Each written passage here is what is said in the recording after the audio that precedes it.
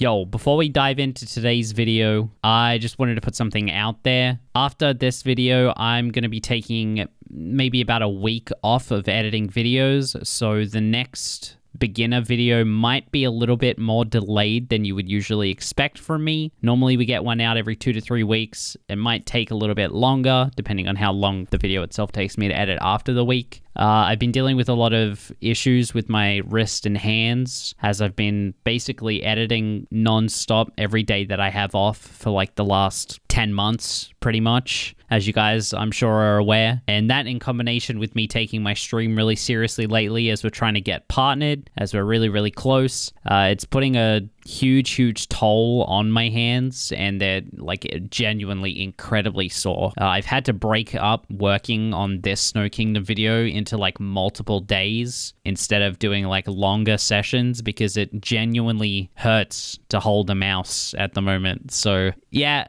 I just wanted to put it out there. I'm going to need a little bit of a break. I'll come back soon, gamers. I hope you guys can understand. I apologize. But yeah. All right. We've left that hellish kingdom known as Metro Kingdom, and we're on our way to Snow Kingdom. So by now, you should know how this works. Master all the relevant Cappy text, all the Odyssey cutscenes, all of that jazz. After you skip the last cutscene, initiate a roll, and simply roll down the hill all the way to the bottom, and then turn the camera and walk off the edge, then dive, and begin roll boosting, and time your last roll boost just at the edge of this platform here so that you roll boost as far into the water as possible, so that you can instantly just jump out of it, dive, and then begin roll boosting again, then long jump off of this little hill, instantly jump out of the water once you hit it, dive, and then begin roll boosting up this giant hill. Turn the camera up so you can see where you're going, and then try to maneuver Mario so that you come into this little cutout section in the distance on the left-hand side, and roll cancel once you run into the snow.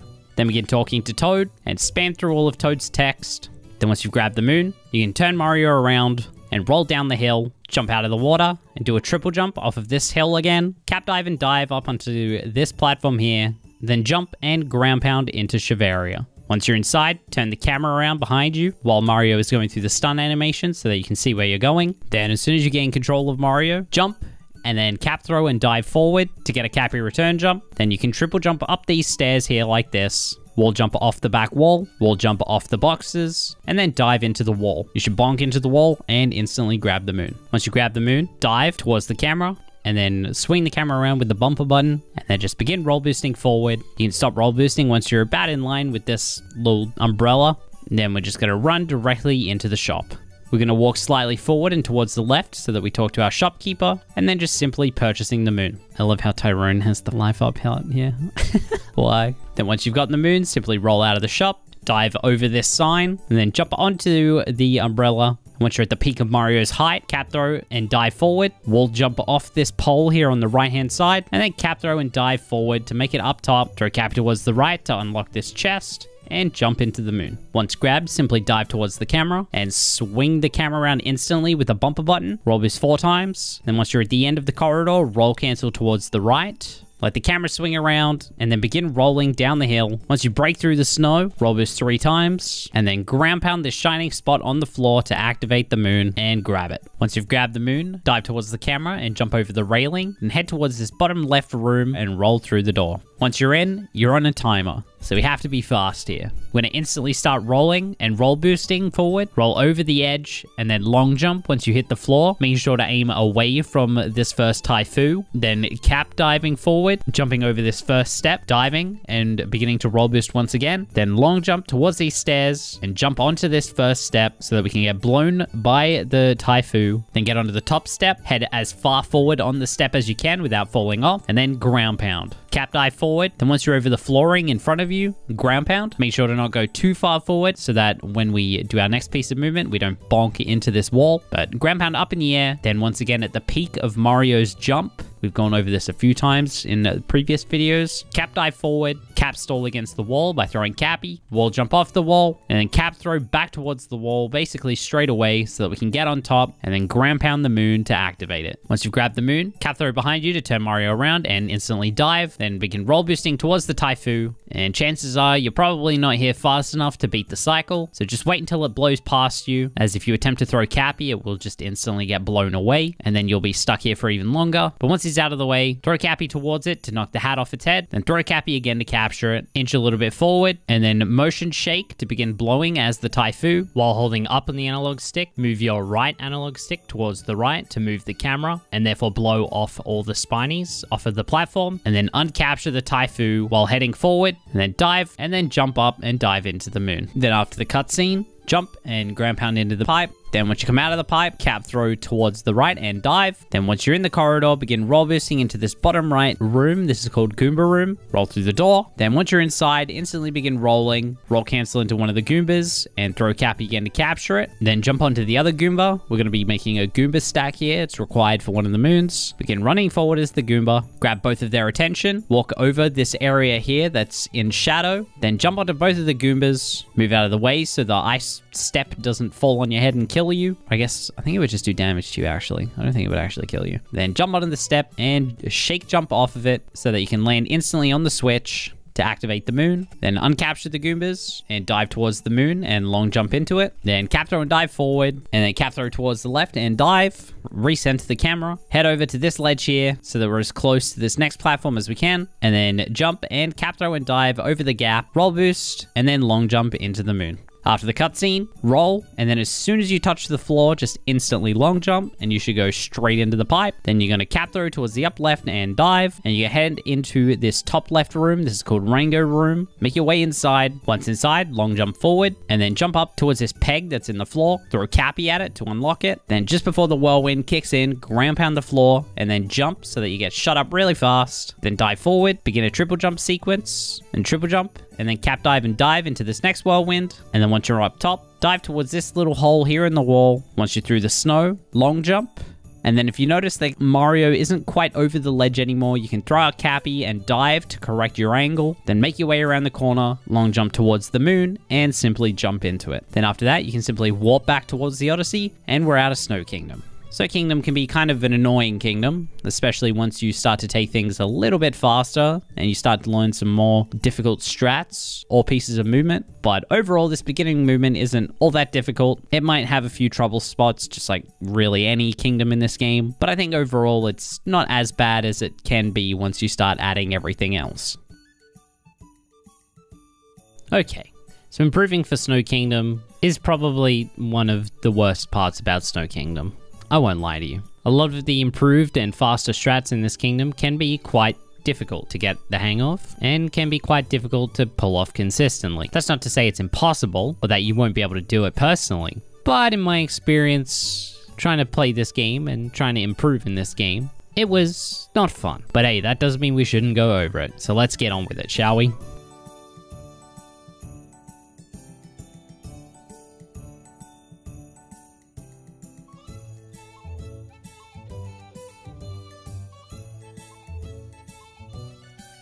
Our first improvement piece here, as you saw, is just going over the beginning movement, where instead of rolling all the way to the end, we roll over the edge, do our movement as per normal, and just ending up at Toad almost about half a second faster.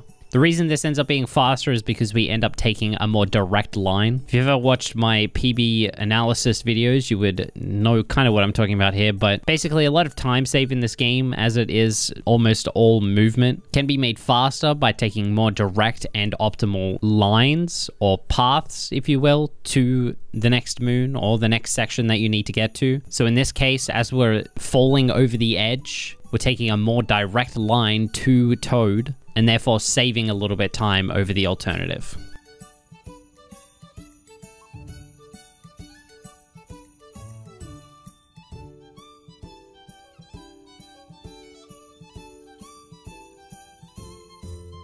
Our next piece of movement here is directly after Toad, where we actually buffer a spin pound and roll directly down the hill. And then we roll boost off the top section and roll cancel over the edge to kind of hover through the air and then ground pound into Shiveria. Timing this roll cancel over the edge can be a little bit difficult if you're just starting out and getting comfortable with roll cancels and timing them and whatnot. So more often than not, you might have to jump over the little raised section to stop you from falling into the hole. But if you keep at it, the timing will start to make more sense and you'll be able to get it ever so slightly more often.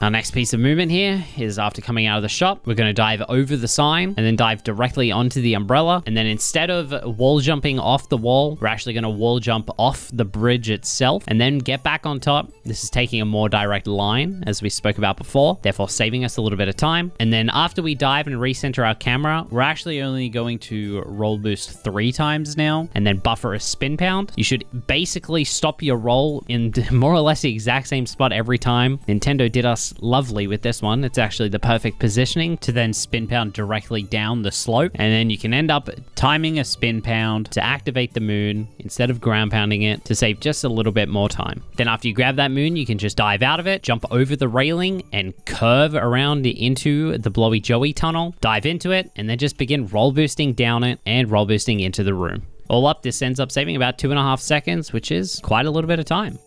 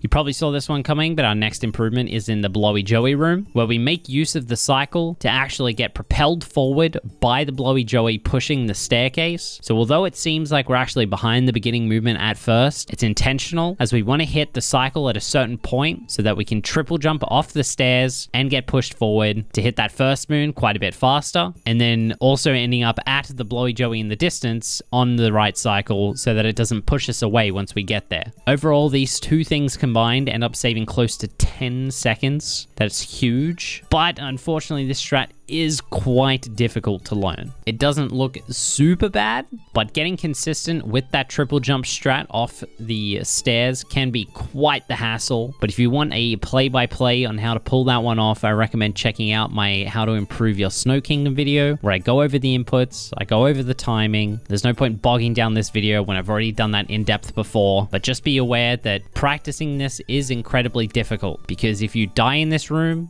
or you reset this room, the cycle of the room is instantly different, and the only way to get the proper cycle back is to actually warp out of Shiveria, fall back into Shiveria, and then go back into the Blowy Joey room. So as you can imagine, that's really slow. So practicing this room takes a lot of time and a lot of dedication, but it is possible. It's just annoying.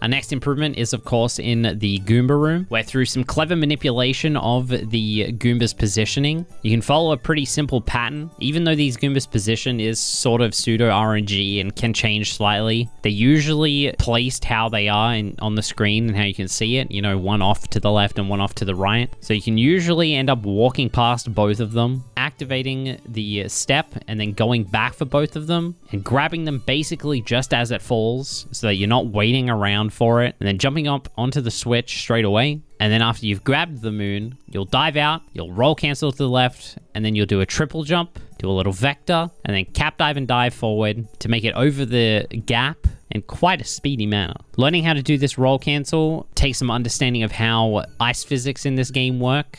So if you roll canceled in a direction on ice, it doesn't behave the same way that it does if you're on normal ground. If you roll cancel in a direction, Mario will instantly swap to that direction and your momentum will instantly shift and you'll just head straight in that direction. So that's incredibly useful for us here, as we can roll cancel to the right and then instantly set up a triple jump without losing any of our momentum. It doesn't require us to mess with any analog stick positions or swiftly move it around in like an arc or anything like that. We basically just roll cancel to the right, center the camera again, and start a triple jump. But outside of maybe doing Snowdram or something like that, this is pretty much all we have to offer in terms of improvements. And I mean, these ones should keep you busy for quite a while anyway. Thank you guys so much for watching. This one was a bit of a pain to get through, like literally, you know, like I said before. But I'll see you guys in the next one. Seaside is just around the corner. If you haven't already, I recommend checking out Tyrone's socials. They're linked down in the description, as well as anything else I choose to put down there to help you out in your Super Mario Odyssey speedrunning adventure. Check out the links, gamers. Subscribe if you haven't already, and I'll see you guys next time.